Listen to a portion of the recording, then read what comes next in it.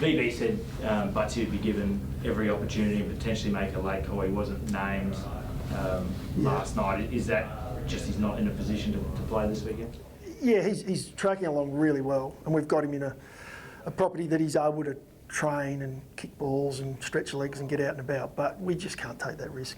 It's one we did look at length, and he's an important part of where we're going and what we're doing, but the risk was too high for us to bring him in. He doesn't come out of quarantine until tomorrow morning, and so we haven't had eyes on him. We'd love to see these guys train, have the doctor and high performance guys look at him as well, and so it's just risk reward on that one. What prompted the Shoal decision? Lockie coming out of the side? What Shoal? Yeah. He'll play the Medi sub, so we don't need to hide that. There's a couple of things with that. We really like where a couple of the guys, younger guys, are coming through. Saligo, we thought was really solid for us on the weekend. But it's also about the longevity of the season as well, the length of the season, and that Medi sub is a position where, probably 50% of the time, I don't know the exact stat around it, but it's they get an opportunity. So by no means is Shoal going out on bad form. The positive thing for us we've spoken about is this squad mentalities. We've got some players in good form from a squad point of view at a lower level, and Saligo coming in last week has probably nudged Sholey into that Medi sub for this week. And Sholey's played right through. He was a sub in round one, came on and had a real impact on the game. So we're confident if that opportunity comes for him, he'll perform. What have you seen from big Thilthorpe to give him a recall? Yeah, a little bit of time, a little bit of his body, working through getting himself to that level. We've seen enough at SANFL level that he's working on his game. There's still areas that he continues to work on, and there's no doubt there'll be stuff we're going to work forward for many years to come.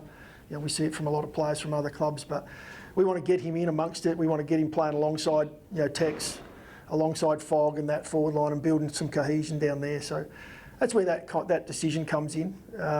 That is a form decision as well from Elliot's point of view. Elliot has been playing okay at the level, and doing some really good stuff for us in the ruck, but the stuff forward of the ball is something we want him to now go away and work on, and that creates the opportunity for Riley. Can you talk to us a little bit about the balance of picking a player who might be in good form as opposed to picking a player who is a higher pick and potentially, respectfully, could be a better player over the long term? Something as fickle as form as opposed to talent? Yeah.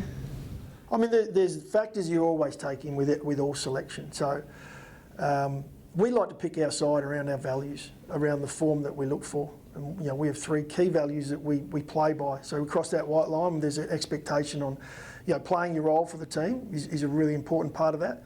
But then in behind that are three values that we look at. And we constantly have dialogue around that as a squad. Playing your role, living the values, then you're giving yourself the best opportunity to play. And Riley's done that at a lower level. He has been out for the last few weeks, and so that's probably where the questions are coming, and we understand that. Where's the form to say that he comes into the side? With Riley, we do a lot of work off the field, same with a lot of players. There's no reason that Riley O'Brien wouldn't have come in this week, even off no game. The main reason we didn't was because we wanted to see him play one. We wanted to see him back there. Riley Thilthorpe's in a different position to that. There is some longer term around the decision we make as well. So, by no means is it only one thing that you're looking at. Oh, this player's not in form, this player must come in. There's a lot involved with selection. Is this your best forward line, personnel-wise? Do you think it's our best? Yep. Look, it's hard to say that because it's not fair on the guys that aren't there. I think Elliot Himmelberg, at his best, is a very important member of that forwards group. He's a big man. He doesn't get shorter as the game goes on and fatigue sets in. And we've seen that this year in short patches. We saw it in a game where he was under a lot of pressure and he stood up. We gave him the best opportunity as a team, and we haven't been playing our best footy over the last 2 or 3 weeks. It makes it harder for our forwards. I think we've got a really good forward line in this week. But I also love the guys that are pressing from below, and Elliot's one of those. Tariq Newchurch is another one who's has come really from a long way back, but done an amazing amount of work. He's become a real pro, so he's starting to knock on the door. Nankervis is another one. He's a little bit crook this week, but he's been knocking as well. So I'm careful not to mention a couple of the boys that are pushing, but that's the position we're in at the moment. We've got a squad that we'll go and watch them play tonight against the Eagles. It'll be a really good contest, and we'll look at who's going to step up and put their name up again. Sorry, Riley hasn't played since round one. Was he injured from memory, or was it? No, he's had some soreness. So Riley's going through a number of things around the knee, around the fat pad, that can pinch at times on him. I'm no expert in the area, but we have experts looking at it, and so we've monitored that. We've done a lot of work with him around that, but he's in the best nick he's been in. He feels really good at the moment. A couple of weeks to freshen himself up. So from a body point of view, he's jumping out of his skin and really wants to get into it. And that's comes in as well as part of the factor and the reason we bring him in. As part of you said the body point of view, as a mental point of view, how is he handling the pressure of being the top draft pick, being in and out of the team this year, not probably having the season that he wants? How's he sort of managing that sort of aspect? Yeah, you can imagine as a young man, it's a tough thing. I think there's a lot of guys that are going through it, especially when you're that higher pick. I can't answer for Riley, but I can tell you that we sit down regularly and talk through that. It's probably the biggest challenge for a lot of these guys when they come into the game and they're picked up in the top 5. In his case, 2 in the draft. There's a lot of pressure on. It's footy. That's you learn to deal with that. It is tough for the first couple of years, and sometimes with some of these key forwards, the game makes it even tougher because you've got a defender there, and I've said this week after week. It's one of the hardest positions to play when, you get a player come out like Wilkie, and I'm looking at this week's opposition who's in ripping form and doesn't allow too much. Well, I think as a forward you almost turn around and hope he's not coming to you, but. Riley's doing a great job in that space, and he'll continue to develop and learn both on the field, so with some of the execution of skills and his craft, but also off the field in that headspace. What will a good game in the ones do for his confidence, do you think, going forward? Well, we saw his first game in. I mean, you talk about confidence. It was first 5 minutes of the game. I think everyone was sort of almost gritting their teeth saying, wow, but he was able to turn it around there and came out. I think he kicked 5 in the end down in Tassie, and so we know what he can do at the level. It'll take our group playing good footy. He won't be off the bat. We won't get to the end of the game tomorrow night and say, Riley's had a poor game, full stop. It'll be around how we play as a team. Do we give him the best opportunity? The same way, we see Tex perform. He's got a little bit more going. He's got a lot more experience. He knows all the craft to the game, and he finds a way, Tex. But he also relies on some of our ball movement. And of late, we've let him down in that space. Riley obviously had a pretty good game against the Saints last time too. What can we expect from him in the ruck, and how is he sort of going in that space? Yeah, well, it's a massive challenge this week. Ryder and Marshall, 2 high quality rucks. So that'll be a big challenge from a hit out point of view and body work. But we really like Riley up around the footy, and actually believe at this point in time in his career he plays some of his best footy when he's got a little bit more freedom to get around the ground. He's a very good mover, elite runner. When it comes to getting around the ground, long distance, his endurance. So we'll give him some time in the ruck, and we'll share that over the night. We'll give Strawn a really good crack at it again, because Strawny has his weapons around the ground also. So it'll be an area where we'll be challenged as far as stoppage goes. Ryder, I've been able to coach Paddy back in the day, and he's an unbelievable talent. He's a super footballer. So it'll be a challenge for us in around stoppage when it comes to hit-outs, but we want to do our work in there, and our mids did some of that last week. We felt we lost the hit-outs by 20 or 30 in the end, and we still felt like our midfielders fought it out well. Still no Miller. What's the latest with him? How close is he now? And obviously, a few weeks ago, it was really close. And yeah, he's still in that space. He's, and again, we discussed at length this week. Was it this week? Junior's working on a couple of little things with his game, and we'll see that tonight. He'll play a really important role for us in that game v the Eagles. And then we want to see a couple of things in his game, which, coming off of 2 years out of the game, we want to make sure that, as I've said before, that him coming back in is him in. And then we move forward with him and make sure we get that role right, that he can see out a full game at AFL level. What are those things? There's a bit of multiple efforts at the moment, which is one of the things you lose when you're out of the game for a while. Is that there's one thing to be sort of, I guess, aerobically fit and be able to get around and run a good 2K time, but then there's multiple efforts of footy. It takes a fair bit out of you when you're running well and truly over 10 or 12 Ks and you're expected to sprint. So he's doing some great work in that space, and we're very, very open with him around what that looks like. And so he'll go to work tonight. He said he's confident in his body during the week, and he addressed a range of issues, but said that the body wasn't one of them. If he was in, he was confident that he could do that. Yeah. So is it, are you sort of not seeing eye to eye there? If he thinks he's ready, but you still think you need to see a bit more? No, it's great. It's great that he thinks he's ready. We'll continue to work with him on that. That's the last thing we want, is for him to not think he's ready, because it will be sooner rather than later that he gets his opportunity. Does Ben Keys get to drive the car again? Is he the skipper? He's a skipper, yeah, but Shane McAdam will go up. You know, we think it's a great opportunity for Shane to go up and toss the coin. He asked me which way we're kicking today.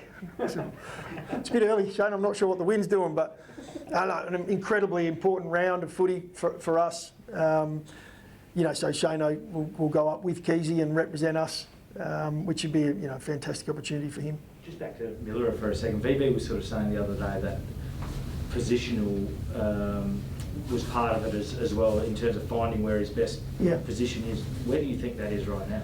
Yeah, it's a good question, and we're looking through that. So he's played a couple of different roles at SANFL level. The other one is us being able to get him into our AFL side in the best position we can. And where is that opportunity showing itself? You know, is it at half back where we know he can play really high quality footy? He's played high quality footy everywhere. That's why he's a really important part of our footy club, and going forward. I've seen him play some of his best footy as a half forward. So tonight he'll play a different role to what he has the last few weeks, and we're going to have a look at that and see whether that's his opportunity to come in. Is it, I don't mean to sound a bit blunt here, but Be blunt. How come this has caught you off guard? Like, he's had 2 years to prepare to come back. How is there not a better understanding of where best to use him? Well, it's not about where best to use him, it's where at the moment with our squad we've got playing, where best does he fit into that side. If we want to bring him in behind the ball, and we've got Brodie Smith back behind the ball, we've got Chase Jones playing, back there. We're going with a slightly smaller back line as it sits at the moment.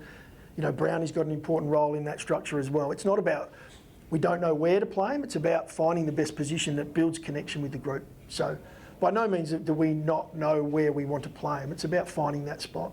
At the moment, we're searching for a little bit more scoreboard, a little bit more players that can hit the scoreboard. Murph comes back in this week, and that's one of his work-ons. He gives us so much when it comes to forward pressure, his speed, his attack on the game. Murph's just got to finish. Unfortunately, it's one of the areas he keeps working on. So that'll be something we look at over the next few weeks. And coming back to junior and your question around that, does he give us something in that space? What was said to Crouchy this week? Crouchy and I had a good chat. Just around, he delivered last week for us and gave us what we were after. He's got a big opportunity tonight to really connect with Riley O'Brien, who's back there as a ruck. That doesn't mean we want Matty first hands. Matty, I want him to run that midfield. And it's something that, at AFL moving forward, Matty's going to be massively important for us. He's an on-field general, the way he sets up stoppage. And so he's going to go and do that again for us this week, and then we'll look at that come next week and see again where the group sits, how the boys performing at a higher level. We thought Jacko Haitley was fantastic last week, and probably the best game he's played with an opportunity. We'll keep an eye on that, but Matty's a massive part of our future. Does it unsettle the group at all, or have you noticed any sort of feedback from players when you axe a high profile senior player? It can sometimes send a bit of a shockwave. Have you noticed that at all? Yeah, we notice that a lot. I mean, it does. I wouldn't say it unsettles the group, but I think it sort of puts the group in a position of, okay, well, we're going to pick the team on form and what we believe is best for the side. We're going out to win every week. We're going to pick on form, and there's, we make the changes this week. It's around form. There is a bit more to it than that, as we've discussed today, but ultimately it's about values. If we're playing to the level, and that was where our discussion with Matty was a couple of weeks ago, was around his form wasn't quite where he wanted it to be either. And we understand coming off 12 months of no footy, that can be the case. Wayne's similar. It's 2 years of no footy. We're really mindful of that. Can that be detrimental to a group, or do you think it can be a positive when they do see a leader omitted? I think it can work both ways depending on how you communicate with your group. Yeah, I think it can be a real positive if you're doing it for the right reasons for the group, which we believe we are. We're working through, and we want to play a style of footy that we're proud of. We want to play a finals brand of footy. When we play our best footy, when we're at our best, we play that brand. And unfortunately, at the moment, we're not able to do it for the 4 quarters, and we showed that on the weekend against a very good side. We had patches during the game against Brizzy where we felt we brought some of our best pressure, and they unfortunately at times were too good. They were able to calm themselves and show composure. So That's the challenge when you play the best. Matty, we're approaching the bye pretty quickly. What sort of the pass mark do you think, now between, I think you've got 3 games to go, Yeah. from now and then? A pass mark for us? Yeah, well, it's not around win-loss. They'll look after themselves. It'll be around us playing our brand. So if we come off the ground on Saturday night and we've played our brand, well, you'd hope results look after itself, although we're playing a very, very good side in some good form. But we back ourselves in every week to get that done. We were confident last week we could take it up to Brisbane. We did that for a half of footy, maybe 3/4 of footy. That wasn't enough for us to get the result. That's the pass mark. When we get to that halfway point that we feel, like we've come off the ground, it's been our DNA you've seen each week. And I think you'll find that the win-loss column will look after itself. Last couple. How's Murphy tracking with obviously such a sensitive thing? Yeah. Do you think now we can get, or you guys can get, a string of games in a row without this flaring up again? Yeah, we hope so. We hope so. And Murph was close last week. That was really us not taking any risk in around that space. Coming off what he's gone through, it was one where we look at the year as a whole in 22 rounds. Well, for Murph to miss one here, we look at the risk and reward around last week, and we don't take the risk. So he's more than ready to play again this week. But we'd like to think that with a number of knocks that he might cop, he plays that style of footy. Fortunately, because that's the style of footy we want to play. But unfortunately, that's tough for him when it comes to what he's had done. But we'd love to see him now string a month or so of footy together. Wayne addressed the Taylor scenario from last year. I think it was the first time we heard an Indigenous player from the footy club say how much it hurt him, but also that he's comfortable having Taylor back at the club. Do you speak to any of the guys significantly ahead of Indigenous round about how they may be feeling, or any sort of, flashback to that moment, what it might mean for them? No different to every week, Theo. We talk about, we constantly got dialogue around, what are we learning? What this week does give us is another opportunity to learn and educate ourselves further. And we had Dr. Roger Thomas come in and present to us during the week. It was incredible just to sit back and learn about the history of the country. And so we've done so much work in that space, and we'll continue to do that. It won't be because of a round that's come up. It's one of the areas that I feel, out of a bad situation, a positive comes, that we're able to do a lot more work on that space. Sorry, lastly, contest work, you've been beaten up a little bit. I think the average is -18, which I'm told, not being a footy person, is a significant differential. Not so nice. Not so very good. How's it been addressed? How's it going to be? Well, we train it every week, so we just keep working through it. It's a focus for us. And we went away from it for a couple of weeks. We played at Marvel against Carlton. The game wasn't at all on our terms.